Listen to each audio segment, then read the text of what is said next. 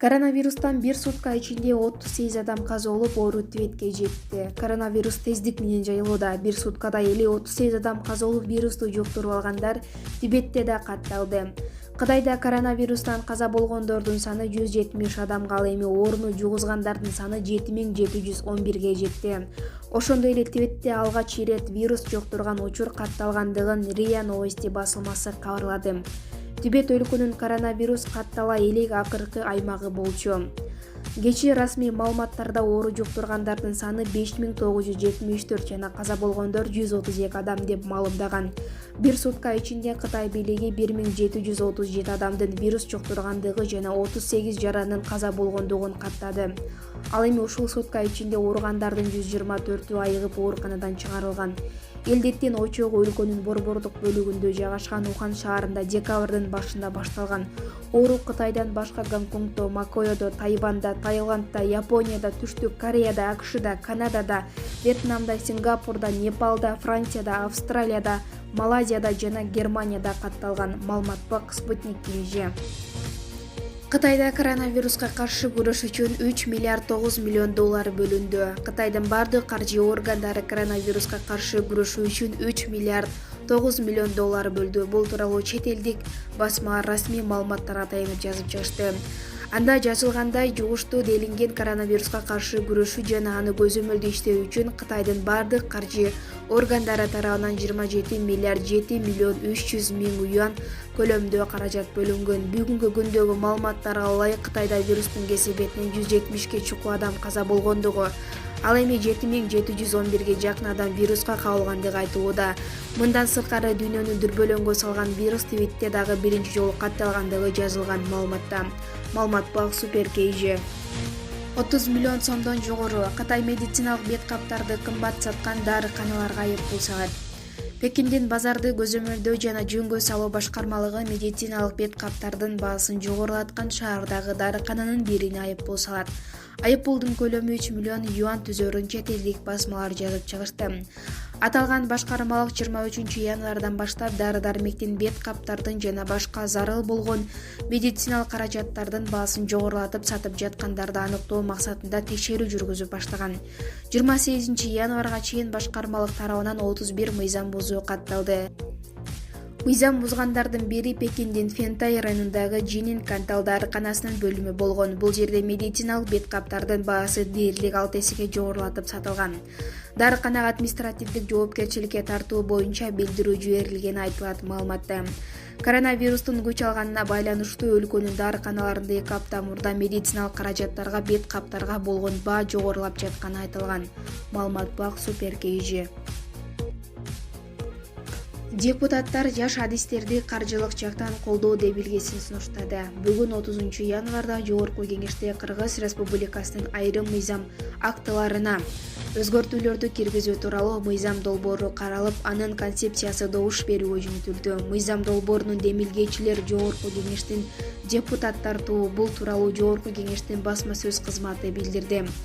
Демилгечилердин бири депутат Абдывахап Нурбаев мыйзам долбоору кызматкерлердин кесиптик даярдануу түшүнүгүн жана жаш адистерди өндүрүшкө окутууну тартиптештирүү, кызматкерлер менен жаш адистерди окутуунун практикалык жагына көмөк берген ишканаларды каржылык жактан колдоо, ошол эле учурда жаш адистердин стажировкадан өтүүсү жана ишке орношуусу үчүн жумуш орундарды берүү максатында иштелип чыкканын белгиледи.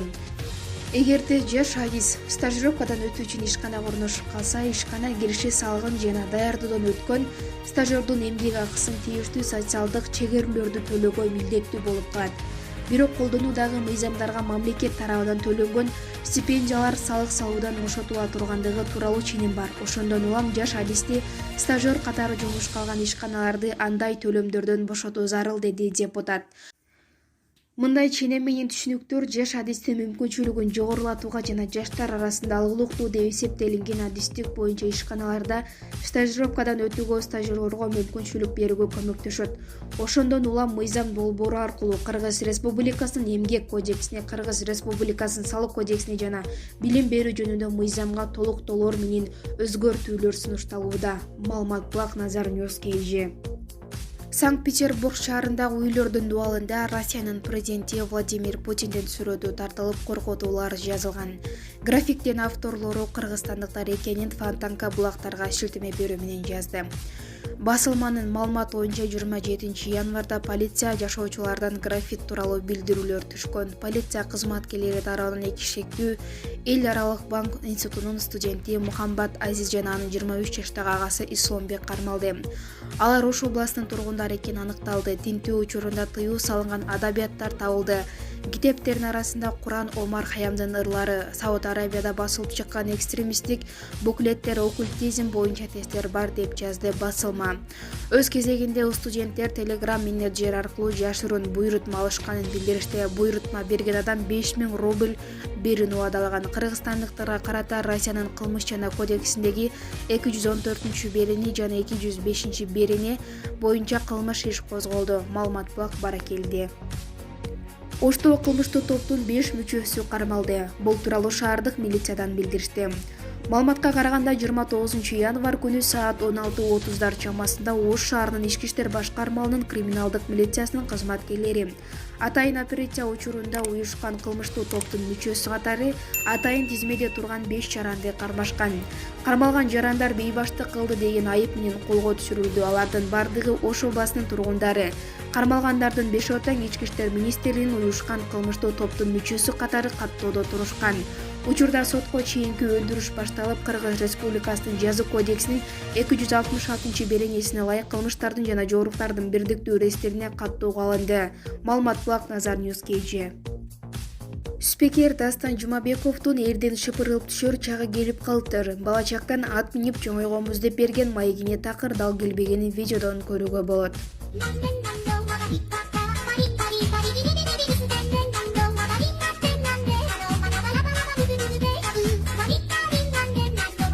Украинанын мурунку президенти Петр Порошенкого карата Украинадагы дагы бир кылмыш иши козголду. Бул тууралуу Украина.ру порталы билдирди. Оппозиционный платформа «За жизнь» партиясынын депутаты Ренат Кузьмин Украинанын улуттук антикоррупция бюросу Порошенкого мамлекет башчы болуп турган убагында эл аралык финансылык жардамын каражатын урдоо жана аны мыйзамдаштыруу фактысы боюнча иш козголгонун айтты. Мындан сырткары аталган иште АКШнын мурунку президенти Барак Обаманын аты да бар экенин кошумчалады.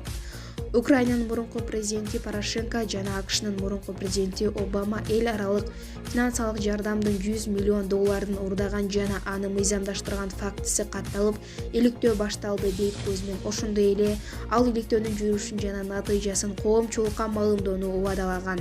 Маалымат булак Назар Ньюс KG. Трамп жалган жакынкы чыгыш тынчтык планын жарыялады. Маалыматка ылайык АКШнын президенти Дональд Трамп кечээ жалган жакынкы чыгыш тынчтык планын жарыялап, Кудустун Израилдин бөлүнгүс борбор шаары деп кабыл алына турган жана планын палестиндер үчүн акыркы мүмкүнчүлүк экенин айтты. Бул тууралуу чет элдик басмалар жазып чыкты. Трамп Израилдин премьер-министри Беньямин Нетаньяху менен Ак үйдө өткөргөн биргелешкен маалымат жыйынында бир беткей түрдө жакынкы чыгыш тынчтык планын коомдук пикирге жарыялады. Жалган тынчтык планы 80 барактан турган белгиленген. Трамп пландын Израиль жана Палестина тарабы үчүн абдан баалуу нерселерди камтыганын жактады. Дональд Трамп планынын Палестинанын борбор шаары Кудустун чыгыш жагындагы бир аймакта орун алган көз карандысыз мамлекетти көздөгөнүн айтты жана келишимдин ишке ашырылган учурда палестиндердин бүгүнкүдөн 2 эсе чоң жерге ээ боло турганын жактады.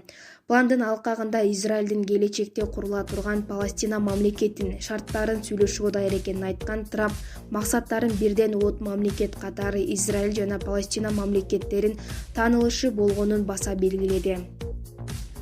Трамп ушул алкакта Палестинанын экономикасын жанына турганын жактаган 50 миллиард доллардык экономикалык пландын да ишке ашуусун максаттандырганын айтты. Бул Трамптан Трамп Акса мечитинин статусун өзгөрбөй турганын, Израилдин бул аймактан коопсуздугун жана мусулмандардын Акса мечитиндеги сыйынууларын камсыздоонун уланта турганын кеп кылды. Трамп дайыма Израиль мамлекетинин жана жөөт калкынын жанында болом. Алардын коопсуздук жана бакубаттыгын, өз тарыхый мекендерине жашоо укуктарын күчтүү түрдө колдоймун. Эми тынчтыктын убагы деп өз оюн бөлүштү. АКШнын президенти Дональд Трамп жыйналыштан кийин Twitter барагынан маалымат берип, жалган жакынкы чыгыш тынчтык планынын алкагында көздөлгөн Израиль жана Палестина мамлекеттеринин чек араларын көрсөткөн картаны да бөлүштү. Маалымат Булак Назар Ньюске.